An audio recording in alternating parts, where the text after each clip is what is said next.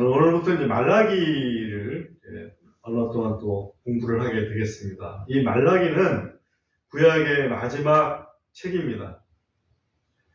여기에 요약된 부분에 나와 있듯이 그 기록 시기가 BC 430 혹은 420년경 그렇게 써 있죠. BC 400년경에 활동한 선지자였다 이렇게 보면 되고, 이 말라기가 마지막 예언자이고 그 다음에 나타난 예언자가 침례 요한이었기 때문에 침례 요한이 활동한 것은 AD 27년경입니다. 그러므로 적어도 400년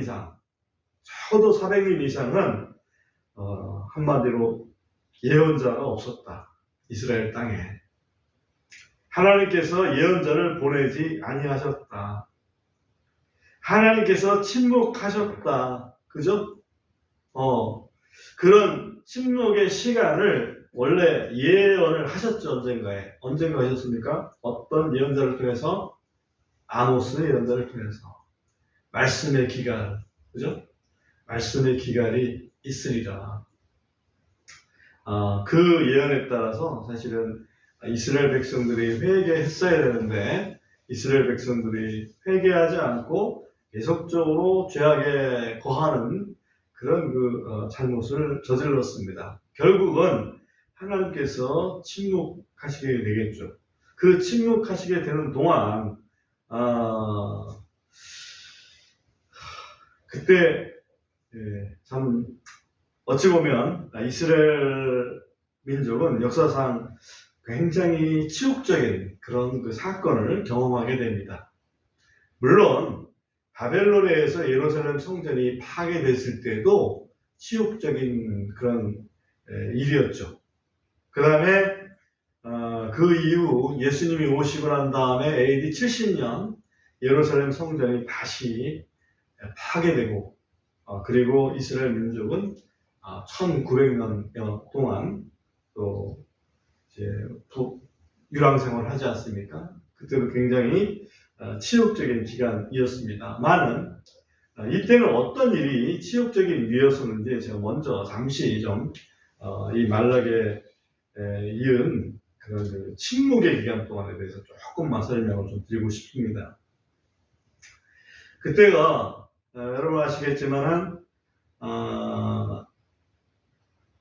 알렉산더 대왕이 헬라 제국을 세운 시점이 있습니다.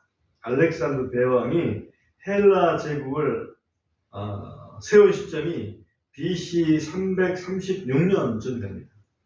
BC 336년쯤 되는데 그리고 나서 13년 후에 알렉산더 대왕이 죽습니다. 젊은 나이에.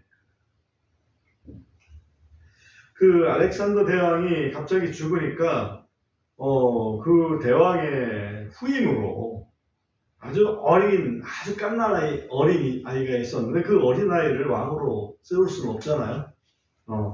그래서인지는 몰라도 그 밑에 장군들이 넷이 있었는데 그 네 장군들이 영역을 나눠서 통치를 하게 됩니다. 그 통치하는 네 장군들 중에서 둘이 굉장히 강력했는데 그 하나는 이집트 쪽을 통치하는 똘레미 왕조를 이루게 되었고, 그 다음에 또 하나는 이스라엘 중심으로 본다면 북쪽에 있는 시리아를 중심으로 한 셀레우코스 왕조가 됩니다. 그래서 이스라엘은 그 두 강력한 세 왕조들 틈 사이에서 아주 고생을 하게 됩니다. 그리고 특별히 치욕적인 사건이 일어난 것은 BC 168년도였습니다. BC 168년도였었는데 그때 그 유명한 왕이 이름이 뭐냐면 안티오쿠스 4세입니다.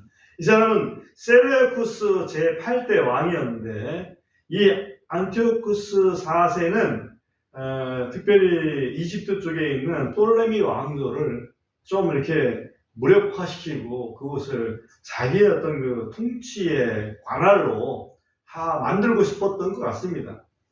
그런데 실패합니다. 그 실패를 하고 나서 위상이 굉장히 떨어지는데 그 떨어진 위상을 한번 회복시켜 볼까 하는 그런 속 생각이 있었는지 예루살렘 성전에다가 제우스 신상을 세웁니다. 그리고 유대인들이 그렇게 애지중지하고 있는 그 율법 책, 그 책들을 모아가지고 불살합니다. 아주 치명적이죠. 그죠? 예루살렘 성전에다가는 제우스상을 세우고 율법책은 불사르고 그리고 또 어떤 썰에 의하면 제단에다가 제물을 드리는데 거기다 돼지 피를 섞고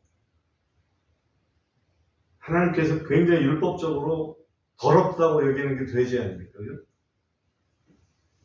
이때가 아까도 말씀드렸지만 BC 168년도, 기원전 168년이었습니다. 그 치욕을 당한 유대인 중에서는 나름대로 이래서는 안 된다라고 하는 그런 그 사람들이 일어나게 됩니다. 그 대표적인 사람이 마카비 장군인데 이 마카비 장군이 힘을 모아가지고 수년에 걸쳐서 저항운동을 일으킵니다. 그리고 마침내 3년 반 만에 BC 164년도에 안티오쿠스 군대를 물리치고 그 예루살렘 성전을 완전히 정화하고 재봉헌을 하게 됩니다. 그래서 그거를 유대인들은 크게 기념하는 날로 정합니다. 그 정한 날이 수전절입니다. 우리 요한복음 10장 22절 어떻게 표현되는지 잠시 보고 오겠습니다. 요한복음 10장 22절에 보면 또 예루살렘에 수전절이 있었으니 때는 겨울이더라. 예수님께서 성전 안에 솔로몬의 주랑에서 거니시더라. 예수님께서 특별히 이때 가셨죠. 겨울 명절인데 이때가 수전절이라고 하는 명절이 있었습니다. 이 수전절이 바로 마카비 장군이 예루살렘 성전의 그 치욕스러운 을 다 좀 정결케 하고 성전을 재봉헌한 그런 날이 날을 기념하는 절기가 수전절이었습니다.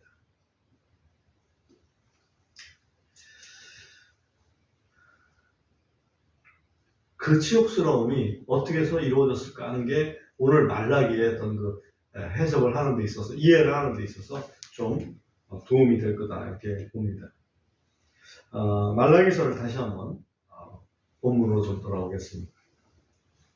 말라기서는 말라기라고 하는 예언자가 기록을 한 예언입니다. 그 말라기라는 예언자의 이름에는 독특한 뜻이 있습니다.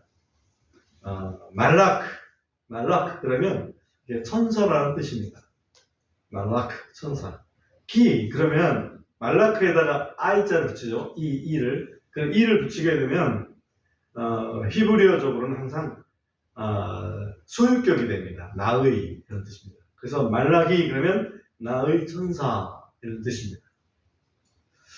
예수님께서 십자가를 지셨을 때 그때 하늘을 바라보면서 크게 외친 소리가 두 번 있었습니다. 그 중에 하나가 엘리 엘리 라마 사박다니 그거였습니다. 엘은 하나님인데 엘리 거기다 이를 붙이면 나의가 돼서 나의 하나님 나의 하나님 어찌하여 나를 버리시나이까 엘리 엘리 라마 사박다니 그래서 그것처럼 히브리어의 특성상 말라키 그러면 나의 천사 이런 뜻입니다. 그러니까 하나님께서 뭔가 메시지를 보낼 때 이렇게 사용하는 존재가 천사죠. 메신저, 영어로 보면 메신저라고 할 수 있고 나의 메신저, 나의 천사. 그러니까 여호와께서 메신저로 사용하신 사람, 그런 뜻이죠. 자, 그런 그 기본적인 그 배경을 갖고 1절 한 절 한 절 한번 살펴보겠습니다. 1절 봅니다. 말라기를 통해 이스라엘에게 주신 주의 말씀의 엄중한 계시라. 이게 엄중한 계시라는 말이 또 나옵니다. 엄중하다는 얘기는 뭔가 이게 좀 심각하게 받아들여야만 되는 그런 말씀이다. 그런 뜻이죠? 심각하게. 다시 말하면 하나님께서 내가 축복을 줄 거야. 그러면 엄중하다고 볼 수 없죠? 너희 하나님께서 심판하실 거야. 그러면 엄중하죠? 그러니까 이 엄중한 계시라는 표현은 하나님의 심판의 메시지다. 그렇게 보시면 됩니다. 두 번째 2절 보면 주가 말하노라 내가 너희를 사랑하였노라 그럼에도 너희는 이르기를 주께서 어떤 점에서 우리를 사랑하셨나이까 하는도다. 그러니까 하나님께서 지금 언짢으신데 그 언짢으신 이유는 뭐냐면 내가 너희를 사랑한다 그랬더니 네? 사랑하신다고요? 뭘 어떻게 사랑하십니까? 라고 그 사랑을 마치 뜬금없다는 듯 그렇게 이제 반응하는 이스라엘 사람들을 향해서 하나님이 이렇게 좀 서운함을 표현하시는 거죠. 주가 말하노라 에서는 야곱의 형이 아니냐? 그럼에도 내가 야곱을 사랑하였고 내가 에서는 미워하였으며 광야의 용들을 위해 그의 산들과 유산을 피폐하게 하였느니라. 그러니까 야곱과 에서가 있는데 지금 이스라엘 백성들은 야곱의 후손들이니까 그래서 너희를 사랑했다. 그러니까 어떻게 사랑했습니까? 너희 형 에서는 내가 미워했다. 야곱은 사랑했어. 그렇게 차이나게 사랑했는데 사랑하지 않았다라고 얘기를 한단 말이냐? 그런 얘기죠. 그 다음에 4절 보면 에돔은 이르기를 우리가 곤고하게 되었으나 다시 돌아와 황폐한 곳들을 세우리라 하거니와 만군의 주가 이같이 말하노니 그들이 세우더라도 내가 무너뜨리리라. 그들이 저들을 칭하여 사악함에 경계라 하며 주께서 영원토록 경노하시는 백성이라 하리라. 이 앞에 이제 그들이 저들을 칭하여 이 말은 그들은 보통 사람들이 이런 뜻입니다. 사람들이 에돔 백성을 칭하여 사악함에 경계라 하며 주께서 영원토록 경노하시는 백성이라 하리라. 그래서 에돔은 내가 미워했는데 에돔이 스스로 이르기를 우리가 다시 돌아와서 그 황폐하게 된 곳을 내가 세우겠다. 그렇게 해도 내가 다시 그걸 황폐하게 하겠다. 그럴 정도로 에돔은 내가 미워했고 너희는 내가 사랑했다. 그 얘기를 지금 하고 계시는 거예요. 에돔의 후예들이 보면 굉장히 참 서운한 마음이 들겠죠. 5절에 보면 또 너희 눈들이 볼 것이요 너희가 이르기를 주께서 이스라엘 경계에서부터 크게 높여지시리라 하니라. 이 말씀은 여호와께서 이스라엘 지경에서는 높여지시는구나 라는 그런 말을 하게 될 것이다. 그 다음에 또 6절 보시면 내 이름을 멸시한 제사장들아. 사실은 말라기의 그 주된 수신자들은 제사장들이었습니다. 내 이름을 멸시하는 제사장들아. 제사장들은 하나님께서 뭔가를 특별한 직임을 맡기셔서 하나님과 백성들 사이에 어떤 중간 역할을 할 수 있도록 그렇게 큰 직임을 맡은 자들인데 그들이 하나님을 이름을 멸시한다면 누가 하나님을 존중하겠습니까? 그죠? 만군의 주가 너에게 이르기를 아들은 자기 아버지를 공경하고 종은 자기 주인을 공경하느니라. 내가 아버지이고 내가 주인이다. 그렇죠? 아들은 자기 아버지를 공경하는 게 마땅하죠. 물론 불효자는 공경하지 않습니다만은 일반적인 아들은 그렇다 이 말이죠. 종들은 또 주인을 공경합니다. 안 그러면 쫓겨납니다. 그죠? 내 맞든지 쫓겨나든지 합니다. 그런데 내가 아버지이고 내가 주인인데 너희는 나를 어떻게 공경했니? 그렇게 하시면서 너희가 공경하지 않았다는 증거를 내가 대겠다. 그 얘기를 하시는 겁니다. 그렇게 하니까 그러나 너희가 이르기를 우리가 어떤 점에서 주의 이름을 멸시하였나이까 하는도다. 너희가 나를 멸시했다니까. 예? 저희가요? 저희가 언제 멸시했습니까? 하는 그런 그 반응을 했다는 얘기죠. 그러니까 하나님이 뭐라고 하실 적에 하나님 앞에 정말 진실한 마음을 가지고 있다면 그런 말씀이 안 나오게 했을 거예요. 그런데 그러지 않았기 때문에 어떻게 했는지를 예시를 두 가지를 들고 계시는데 7절에 보면 너희가 더러운 땅을 내 제단 위에 드리고는 너희가 이르기를 우리가 어떤 점에서 주를 더럽혔나이까 하는도다. 너희가 이르기를 주의 상은 멸시해도 된다 라고 하는 점에서 그리하였느냐. 이건 제단 위에 빵을 드린다고 그러지 않습니까? 제단 위에 이제 소재를 드리게 되는데 어차피 그거는 태워서 드릴 거니까 라고 하면서 태워서 드릴 거니까 뭐 이거 뭐 좀 더러운 거 드려도 괜찮지 않아? 요런 그 생각을 가지고 있다는 거죠. 그래도 될까요?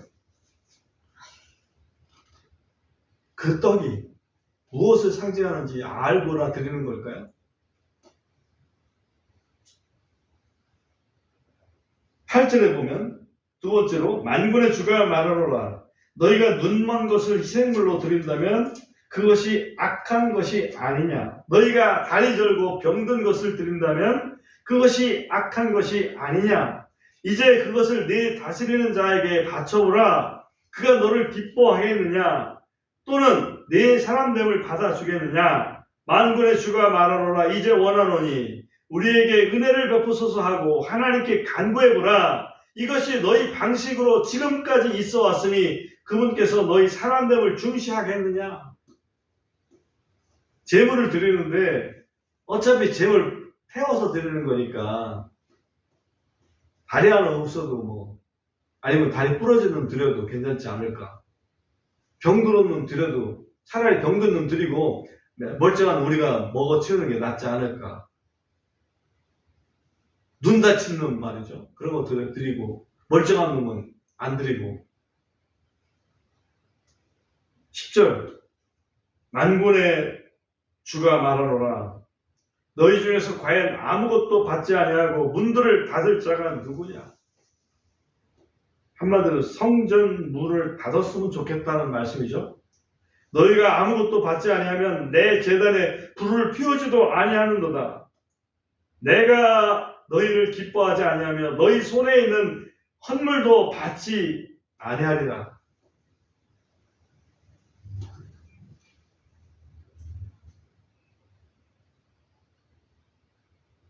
하나님 앞에 드리는 제물은 그리스도의 몸을 상징하잖아요. 그죠?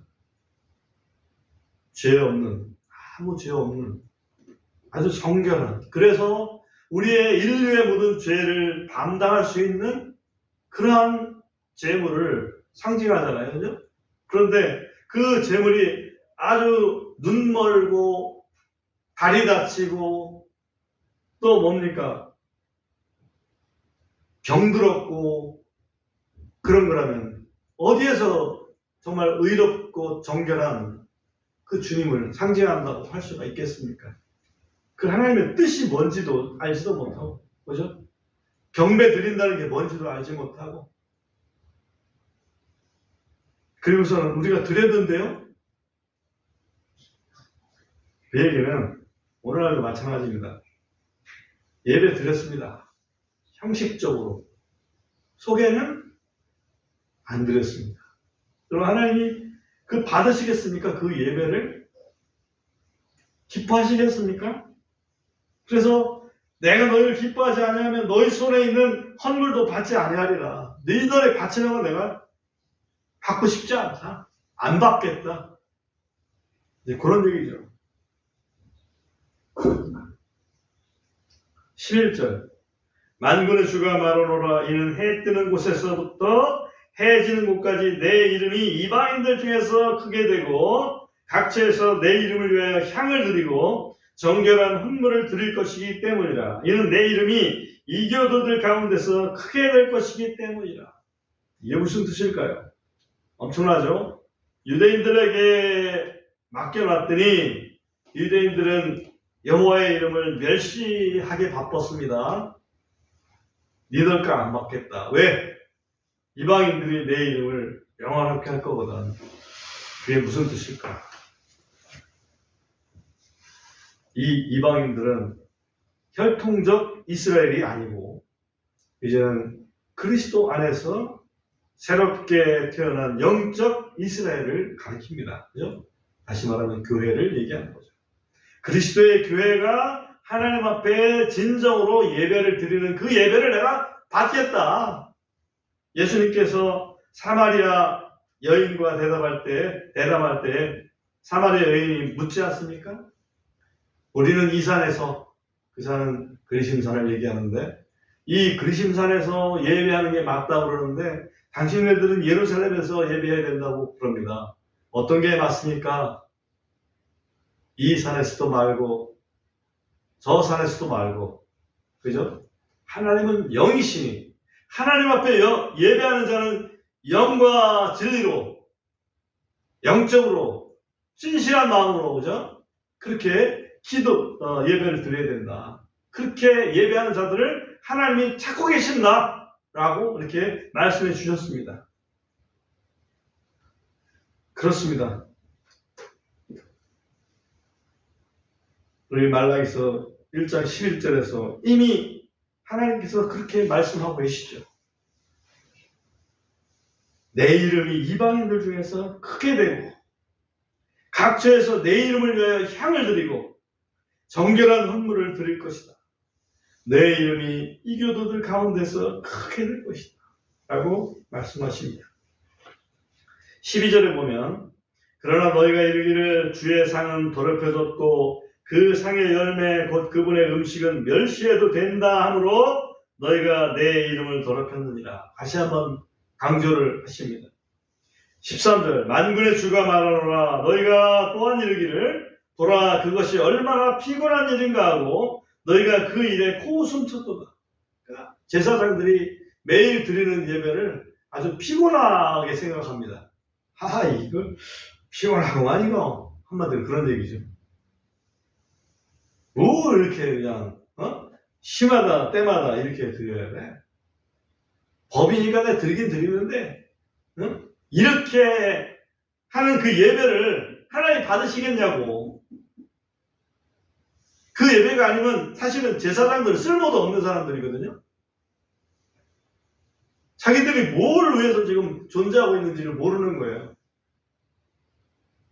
주가 말하노라 너희가 찢긴 것, 다리 저는 것, 병든 것을 가져왔느니라. 너희가 이같이 헌물을 가져왔으니 내가 너희 손에서 이것을 받겠느냐? 14절 만군의 주가 말하노라 그러나 속이는 자는 저주를 받으리니 곧 자기한테 수컷이 있는데도 서원하고 주께 부패한 것으로 희생물을 드리는 자니라. 이는 내가 위대한 왕이며 내 이름은 이교도들 가운데서 두려워할 이름이기 때문이다. 너나 속이는 사람들은 저주를 받을 것이다. 하나님 얼마나 지금 화가 나셨는지 알 수 있습니다. 우리는 멸시받는 예배를 하나님께 드려서는 안 됩니다. 하나님이 기뻐하시는 예배를, 우리의 참된 믿음의 예배를, 그죠? 우리의 삶이 거룩한 삶으로 드리는 그 예배를, 그거를 드려야 됩니다. 형식적인 예배, 그거 가지고는 턱없이 부족합니다.